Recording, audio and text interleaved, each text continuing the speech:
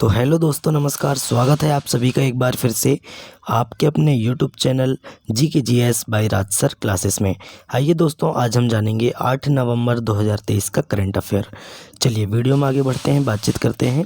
अगर अभी तक आपने चैनल को सब्सक्राइब नहीं किया है तो पहले चैनल को सब्सक्राइब करें, बेल आइकन को दबाएँ ताकि आगामी वीडियो की नोटिफिकेशन आपके तक पहुँच सके। चलिए पहला क्वेश्चन देखते हैं।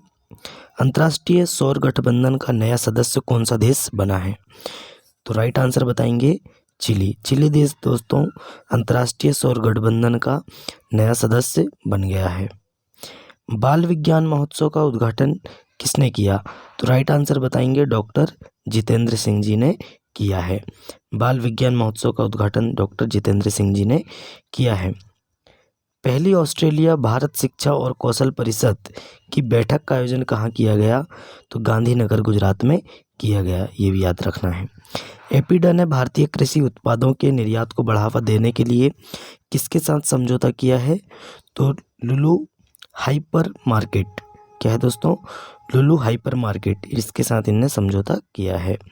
नेक्स्ट है दूसरे वर्ल्ड लोकल प्रोडक्शन फोरम का आयोजन कहाँ किया जा रहा है? तो राइट आंसर बताएंगे द हैग में। चलिए, विश्व क्रिकेट इतिहास में टाइम आउट होने वाले दुनिया के पहले क्रिकेटर कौन बन गए हैं? एंजेलो मैथ्यूज बन गए हैं, श्रीलंका के हैं, है ना। चलिए, सैयद मुश्ताक अली ट्रॉफी का खिताब किस टीम ने जीता है? तो राइट आंसर बताएंगे पंजाब ने दोस्तों सैयद मुश्ताक अली ट्रॉफी का खिताब जीत चुके हैं। किसने जीता है? पंजाब राज्य ने। हाल ही में वेस्ट इंडीज़ के किस खिलाड़ी ने अंतर्राष्ट्रीय क्रिकेट से संन्यास की घोषणा की है? तो सुनील नारायण ने। ये आप सभी जानते हैं सुनील नारायण को, आईपीएल में बहुत खेलते हैं हमारे यहाँ भारत में, कोलकाता नाइट राइडर्स की तरफ से। चलिए आगे बढ़ते हैं, अब ऑप्शन वाले क्वेश्चन देखते हैं। अंतर्राष्ट्रीय सौर गठबंधन का नया सदस्य कौन सा देश बना? राइट आंसर बताएंगे चिली। नेक्स्ट है हाल ही में वेस्ट इंडीज़ के किस खिलाड़ी ने अंतर्राष्ट्रीय क्रिकेट से संन्यास लेने की घोषणा की है? राइट आंसर बताएंगे सुनील नारायण। नेक्स्ट है सैयद मुश्ताक अली ट्रॉफी का खिताब किस टीम ने जीता? राइट आंसर बताएंगे पंजाब ने। नेक्स्ट चलते हैं, विश्व क्रिकेट इतिहास में टाइम आउट होने वाले दुनिया के पहले क्रिकेटर कौन बन गए हैं? तो राइट आंसर बताएंगे एंजेलो मैथ्यूज, श्रीलंका देश के हैं। दूसरे वर्ल्ड लोकल प्रोडक्शन फोरम का आयोजन कहाँ किया जा रहा है? तो हैग में किया जा रहा है, द हैग में। चलिए, एपीडा ने भारतीय कृषि उत्पादों के निर्यात को बढ़ावा देने के लिए किसके साथ समझौता किया है? तो लुलु हाइपर मार्केट के साथ समझौता किया है। नेक्स्ट है बाल विज्ञान महोत्सव का उद्घाटन किसने किया? डॉक्टर जितेंद्र सिंह जी ने किया है। अब हम देखते हैं दोस्तों डिटेल वाले क्वेश्चन, या आप फोटो भी देख सकते हैं। आईआईटी मद्रास जंजीबार, देखिए क्या है, तंजानिया के जंजीबार द्वीप पर आईआईटी मद्रास के प्रथम अंतर्राष्ट्रीय परिसर की स्थापना की गई। देखिए, भारतीय प्रौद्योगिकी संस्थान मद्रास पूर्वी अफ्रीका तंजानिया के एक द्वीप पर दरवाजे खोलकर एक अंतर्राष्ट्रीय परिसर स्थापित करने वाला पहला भारतीय प्रौद्योगिकी संस्थान बन गया है। कौन सा? आईआईटी मद्रास बन गया है। तंजानिया के जंजीबार द्वीप पर प्रथम अंतर्राष्ट्रीय परिसर की स्थापना किसके द्वारा? मद्रास के द्वारा, और पहली भारतीय आईआईटी बन गई है। चलिए नेक्स्ट है, ये है शेख हसीना जी हैं, prime minister of Bengal Bangladesh. चलिए, शेख हसीना दुनिया की सबसे लंबे समय तक शासन करने वाली महिला प्रमुख। देखिए दोस्तों, टाइम ने अपनी हालिया कवर स्टोरी में बांग्लादेश के प्रधानमंत्री शेख हसीना को चित्रित किया, जो 76 वर्ष की आयु में बांग्लादेश के इतिहास में सबसे लंबे समय तक शासन करने वाली महिला प्रमुख हैं। 76 वर्ष की आयु में बांग्लादेश की प्रधानमंत्री शेख हसीना ने वैश्विक राजनीति में एक प्रमुख स्थान अर्जित किया है। टाइम कवर स्टोरी में उन्हें एक राजनीतिक घटना के रूप में प्रतिष्ठित किया गया था, जिन्होंने पिछले दशक में एक ग्रामीण जूट उत्पादक से एशिया प्रशांत की सबसे तेजी से बढ़ती अर्थव्यवस्था तक बांग्लादेश की वृद्धि का मार्गदर्शन करने में महत्वपूर्ण भूमिका निभाई है। चलिए नेक्स्ट क्वेश्चन में चलते हैं, बातचीत करते हैं। सुल्तान ऑफ जोहर कप 2023 भारतीय हॉकी टीम ने जीता कांस्य पदक, है ना। देखिए गोलकीपर एच.एस. मोहित ने पेनाल्टी शूटआउट में शानदार बचाव करते हुए भारतीय जूनियर हॉकी टीम को सुल्तान जोहर कप में पाकिस्तान के खिलाफ कांस्य पदक के मुकाबले में 6-5 से जीत दिला दी। निर्धारित समय तक दोनों टीमें 3-3 से बराबर थी।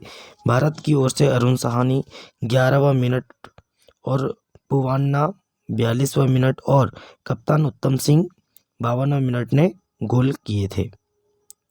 चलिए देखिए पाकिस्तान के लिए सुफियान खान 33वां मिनट, अब्दुल कयूम 50वां मिनट और कप्तान शाहिद हनान, है ना, कप्तान शाहिद हनान 57वां मिनट ने गोल किए। नतीजे के लिए शूटआउट का सहारा लिया गया। शूटआउट के बाद सडन डेथ में भारतीय गोलकीपर ने बेहतरीन बचाव करते हुए हनान का शॉट रोककर भारत के खाते में जीत दर्ज कर दी। इससे पहले पाकिस्तान के लिए अरशद लियाकर, अब्दुल रहमान और एहतेसाम असलम ने गोल किए थे। चलिए आगे बढ़ते हैं, बातचीत करते हैं। नेक्स्ट क्वेश्चन देखते हैं। महुआ ने शुरू किया स्वच्छ दिवाली शुभ दिवाली हस्ताक्षर अभियान। देखिए दोस्तों, आवास और शहरी मामलों का मंत्रालय स्वच्छ भारत मिशन शहरी 2.0 के तहत 6 नवंबर से 12 नवंबर तक 2023 तक स्वच्छ दिवाली शुभ दिवाली अभियान आरंभ कर रहा है। चलिए इसमें क्या होगा, देखिए पर्यावरण की दृष्टि से जिम्मेदार और टिकाऊ तरीके से दिवाली मनाने के उद्देश्य से आवास और शहरी मामलों का मंत्रालय स्वच्छ भारत मिशन शहरी 2.0 के तहत 6 नवंबर से 12 नवंबर तक स्वच्छ दिवाली शुभ दिवाली अभियान आरंभ कर रहा है। यह स्थानीय उत्पादों के महत्व, सिंगल यूज प्लास्टिक को कम करने और त्यौहार के दौरान और बाद में स्वच्छता बनाए रखने पर जोर देता है ना। चलिए तो दोस्तों नेक्स्ट क्वेश्चन में चलते हैं। देखिए हीरालाल सामरिया बने मुख्य सूचना आयुक्त। देखिए दोस्तों, सूचना आयुक्त हीरालाल सामरिया ने 6 नवंबर को केंद्रीय सूचना आयोग के प्रमुख के रूप में शपथ ली है। राष्ट्रपति श्रीमती द्रौपदी मुर्मू जी ने 63 वर्षीय सामरिया को राष्ट्रपति भवन में एक समारोह के दौरान मुख्य सूचना आयुक्त के रूप में शपथ दिलाई। इस मौके पर उपराष्ट्रपति जगदीप धनखड़ जी, प्रधानमंत्री मोदी जी और केंद्रीय कार्मिक राज्य मंत्री जितेंद्र सिंह जी समेत कई हस्तियां मौजूद थीं। इससे पहले दोस्तों यशवर्धन कुमार सिन्हा इस पद पर थे, जो अक्टूबर में रिटायर हो चुके हैं। तो इन्होंने किसका स्थान लिए हैं? यशवर्धन कुमार सिन्हा जी, है ना। यशवर्धन कुमार सिन्हा जी का इन्होंने स्थान लिए हीरालाल सामरिया जी ने। चलिए सूचना आयुक्त हैं। नेक्स्ट क्वेश्चन में चलते हैं, बातचीत करते हैं। आईआईटी कानपुर द्वारा ATMAN नामक उत्कृष्टता केंद्र की स्थापना। देखिए आईआईटी कानपुर ने वायु गुणवत्ता की निगरानी के लिए अपनी तरह का पहला सेंटर ऑफ एक्सीलेंस स्थापित किया है, जिसका नाम दोस्तों ATMAN मतलब advance technologies for monitoring air quality indicators, है ना। Advanced technologies for monitoring air quality indicators इसका फुल फॉर्म है। तो आईआईटी कानपुर ने इस केंद्र की स्थापना की है। चलिए आगे बढ़ते हैं, बातचीत करते हैं। नेक्स्ट क्वेश्चन में चल लेते हैं। फिडे ग्रैंड स्विस शतरंज प्रतियोगिता में भारत शीर्ष स्थान पर है। देखिए विदित गुजराती और आर वैशाली ने फिडे ग्रैंड स्विस शतरंज प्रतियोगिता में शीर्ष खिताब जीता, जिससे अगले साल टोरंटो में होने वाले आगामी कैंडिडेट्स टूर्नामेंट में उनका स्थान पक्का हो गया। देखिए 5 नवंबर को भारत ने एक ऐतिहासिक क्षण का जश्न मनाया, जब विदित गुजराती और आर वैशाली ने दोनों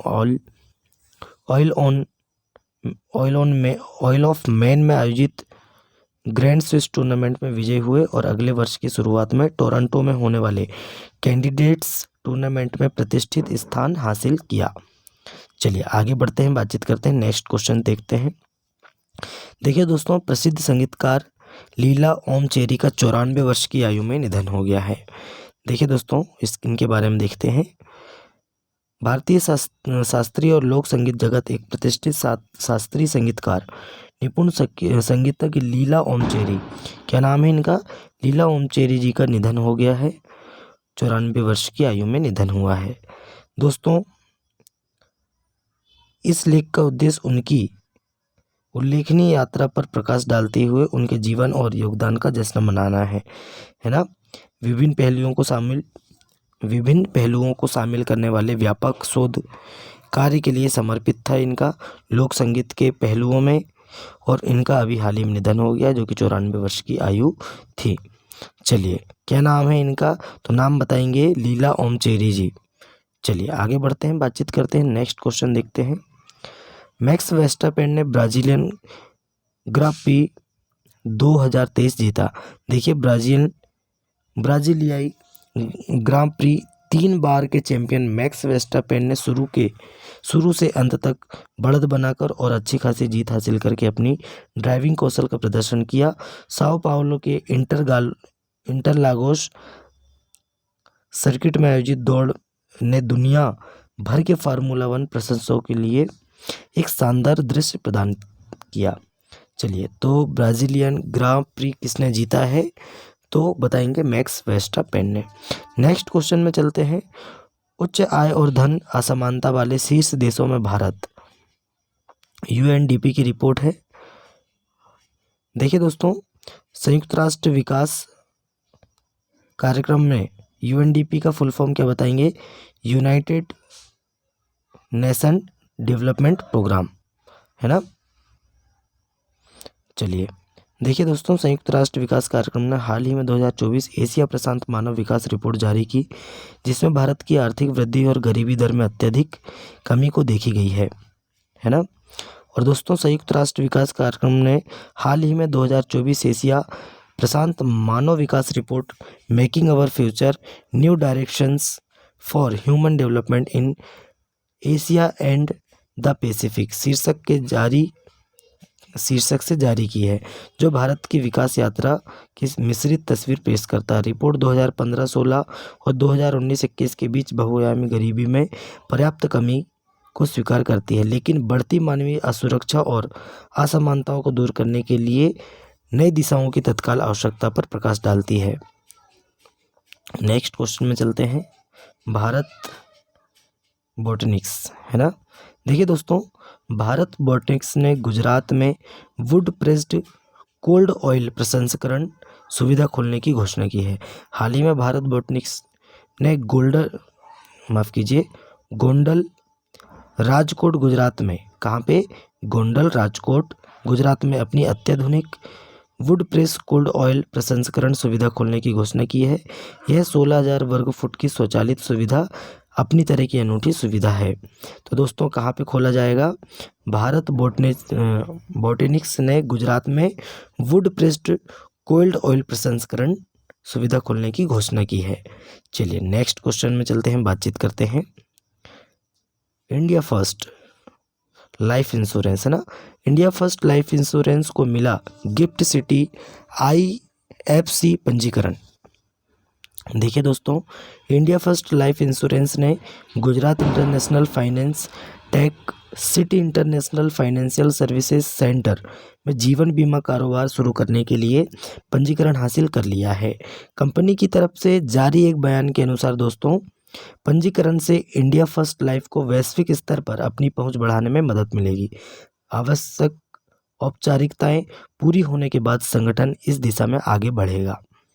चलिए आगे बढ़ते हैं, हम भी नेक्स्ट क्वेश्चन में चलते हैं और आज का हमारा लास्ट क्वेश्चन है। महान वैज्ञानिक CV रमन जी की 135वीं जयंती। देखिए दोस्तों, देश के महान वैज्ञानिक डॉक्टर CV रमन जी आज 135वीं जयंती है और इस मौके पर देशवासी उन्हें याद कर रहे हैं। CV रमन का जन्म हुआ था 7 नवंबर 1888 को तमिलनाडु के त्रिचिनोपोली में हुआ था, तमिलनाडु में हुआ था, 1888 में हुआ था। और 21 नवंबर 1970 को बेंगलुरु में उनका निधन हुआ था। कब हुआ था, 1888 में जन्म हुआ था 7 नवंबर को, और 21 नवंबर को 1970 को बेंगलुरु में उनका निधन हो गया था। CV रमन जी भारत के महानतम वैज्ञानिक में से एक थे। सर चंद्रशेखर वेंकट रमन एक भौतिक वैज्ञानिक थे जिन्होंने ऐसी खोजें की जो आधुनिक विज्ञान की तुलना में व्यापक थी और उन्हें रमन प्रभाव कहा जाता था। प्रकाश की तरंग दैर्घ्य में परिवर्तन की घटना जब एक माध्यम में एक किरण बिखरी होती है है ना। तो दोस्तों हमने इनकी जयंती 135वीं जयंती मनाए हैं। और दोस्तों इनको नोबेल पुरस्कार भौतिकी का भारत का पहला नोबेल पुरस्कार आया था भौतिकी में, जो कि 1930 में सीवी रमन जी को दिया गया था। चलिए दोस्तों आज का हमारा वीडियो यहीं समाप्त होता है। वीडियो कैसा लगा करंट अफेयर का कमेंट करके बताएं। अपने दोस्तों में ज़्यादा से ज़्यादा वीडियो को शेयर करें, लाइक करें और चैनल को सब्सक्राइब करें। चलिए दोस्तों मिलते हैं, तब तक के लिए ऐसे ही वीडियो लेकर आते रहेंगे आपके लिए। तब तक के लिए जय हिंद, जय भारत।